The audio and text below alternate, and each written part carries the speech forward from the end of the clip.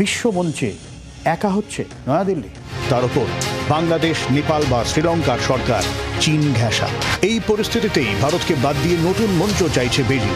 বাংলাদেশ যদিও খোলাখুলি এই বিষয়টা স্বীকার করতে নারাজ।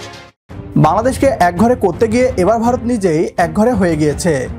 উপমহাদেশের বড় ভাই হতে গিয়ে আজ ভারত বন্ধু হারিয়ে একা হয়ে পড়েছে। বাংলাদেশের দেখাদেখি এবার ভারতের অন্য প্রতিবেশী দেশগুলো নরেন্দ্র মোদীর আগ্রাসী আচরণের বিরুদ্ধে রুখে দাঁড়িয়েছে। গণ অভ্যুত্থানের পর বাংলাদেশের সাথে ভারত বৈরী আচরণ করা শুরু করে।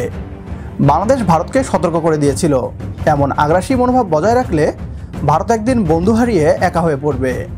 বাংলাদেশের কথাই ঠিক হয়েছে, এবার চারদিকে বন্ধু হারিয়ে একা হয়ে গেছে ভারত। না, আমরা নিজেরা বলছি না, বরং পশ্চিমবাংলার মিডিয়াই এখন বলতে শুরু করেছে।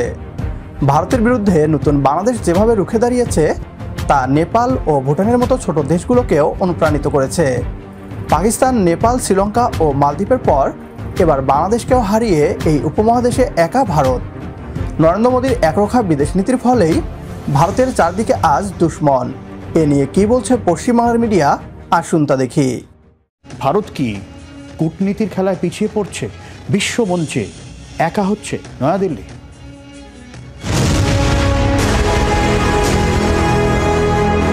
এতদিন পর্যন্ত দক্ষিণ এশিয়ার সবথেকে বড় সংগঠন হিসেবে স্বীকৃতি পেয়ে এসেছে সার্ক। সে গুড়ে বালি পড়তে চলেছে এবার। বিশেষজ্ঞরা বলছেন, দক্ষিণ এশিয়ার বাকি দেশগুলো পশ্চিমী দেশের কাছে সেভাবে আর গুরুত্ব পাচ্ছে না। বিকল্প হিসেবে ভারতের উঠে আসা এর কারণ, ভারতের বিশাল বাজার, মেধা, বেড়ে চলা অর্থনীতি বাকি দেশগুলোর থেকে অনেকটাই এগিয়ে। চীনকে বিপদ বলে মনে করে পশ্চিমী বিশ্ব, রাশিয়াও তাই। সেই জায়গায় ভারতই একমাত্র বিকল্প। ফলে সার্কের গুরুত্ব এমনিই কমে আসছিল। এবার কফিনে শেষ পেরেক পুঁততে মরিয়া চীন। এশিয়ায় ভারতের গুরুত্ব খর্ব করতে মরিয়া চীন। আগামী 4 বছর মার্কিন যুক্তরাষ্ট্রের প্রেসিডেন্টের কুর্সিতে থাকবেন ডোনাল্ড ট্রাম্প। তার কাজকর্ম কারোর জন্যই ভালো না। এই অবস্থায় রাশিয়াকে অনেকটাই কাছে আটকে রাখতে পেরেছে চীন। আমেরিকার ভারতের টানাপোড়েনে ভারতকে একের ছেড়ে করে দেওয়ার মরিয়া চেষ্টা চালাচ্ছে শি জিনপিংয়ের প্রশাসন। যদি ট্রাম্পের সঙ্গে ভারতের শুল্ক সমঝোতা না হয়, ভারত আমেরিকা সম্পর্ক আরও খারাপ হবে। আখেরে লাভ হবে চীনেরই।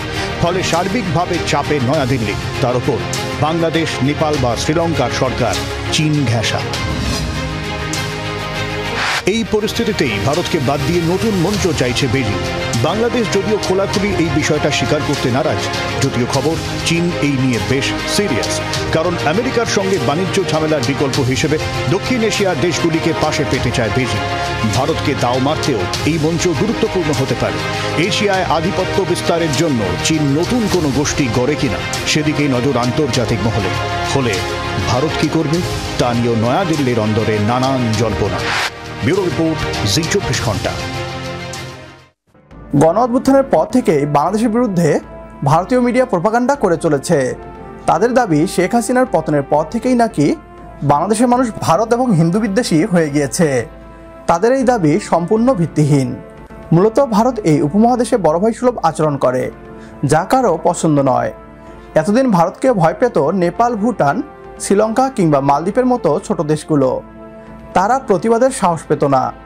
তবে এবার নতুন বাংলাদেশকে দেখে তারাও অনুপ্রাণিত হয়ে রুখে দাঁড়িয়েছে। ভারত ভেবেছিল ডক্টর ইউনূসের নেতৃত্বাধীন সরকারকে একঘরে করে ফেলে নিজেদের স্বার্থ হাসিল করবে। অথচ আজ ভারত নিজেরাই একঘরে হয়ে পড়েছে। চারদিকে বন্ধু হারিয়ে রীতিমতো একা হয়ে পড়েছে ভারত। আজকের ভিডিও এ পর্যন্তই। পরবর্তী ভিডিও দেখার আমন্ত্রণ জানিয়ে বিদায় নিচ্ছি আজ। আল্লাহ হাফেজ।